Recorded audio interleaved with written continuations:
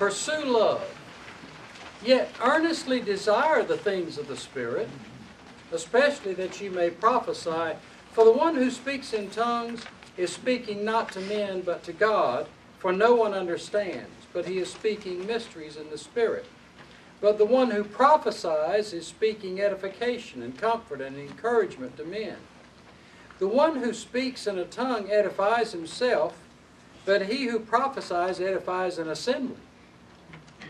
I want you all to speak in tongues, but even more that you prophesy, for the one who prophesies is greater than the one who speaks in tongues, unless he interprets, so that the assembly might receive edification. And all of this has to do with the gifts. The ministry to the body.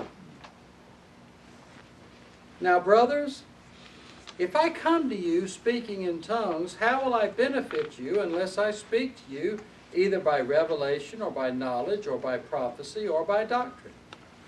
Even with lifeless instruments making sound, if it be it flute or lyre, if I make no distinction in the notes, how will it be known what is played on the flute or lyre?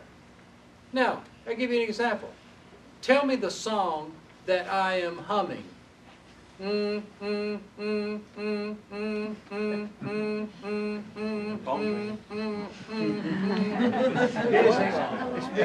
many know? It's a busy telephone signal. If there's no difference in the notes, you don't know what kind of song I'm thinking about. And by the way, it was Jingle Bells.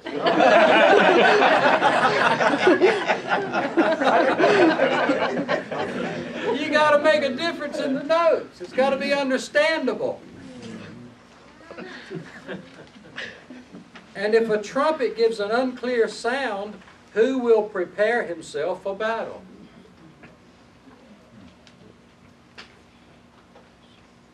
I mean, you got to play reveille in the morning if you want people to get up.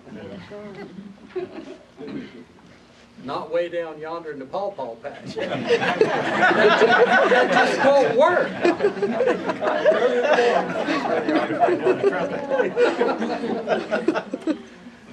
And so it is with you. Unless with the tongue you give an intelligible message, how will what is spoken be understood? You are just talking to the air. There are, as it were, so many kinds of voices in the world, and none of them void of meaning. If then I do not know the meaning of the voice, I am a foreigner to the one who is speaking, and the one who is speaking is a foreigner to me. And so it is with you. Since you are zealous for spiritual gifts, spiritual things, seek to abound in them for the edification of the assembly. Wherefore, let the one who speaks in tongue in the assembly, to the assembly, with the assembly's attention, let the one who speaks in a tongue pray that he might interpret. For if I pray in a tongue, my spirit is praying, but my understanding is unfruitful. How is it then?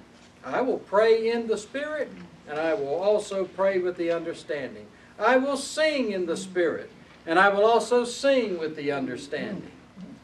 Otherwise, if you give thanks in the Spirit, how will the one who occupies the place of the knowledgeable say amen? Oh, I'm sorry. The ones who occupy the place of the knowledgeable will say amen. It's those who are in the place of the ignorant who cannot say amen to what you're doing. How can the one who occupies the place of the ignorant say amen to your thanksgiving, inasmuch as he does not know what you are saying? Well, you see, the ones who occupy the place of the knowledgeable, they don't know what you're saying either, but they know what you're doing. Right. For you indeed give thanks well. Paul knew that. Yep. If the Spirit's over here falling on you and falling on you and falling on you, and you're speaking in tongues and you're speaking in tongues, Paul knew you were doing well. But the ones who are occupying the place of the ignorant, they won't be able to say that. They don't know what's going on. Or you indeed give thanks well, but the other is not edified. I thank my God I speak in tongues more than all of you. Yeah. However, in an assembly, that is, with the assembly's attention on me, I prefer to speak 5 words with my understanding so that I might benefit others than 10,000 words in a tongue.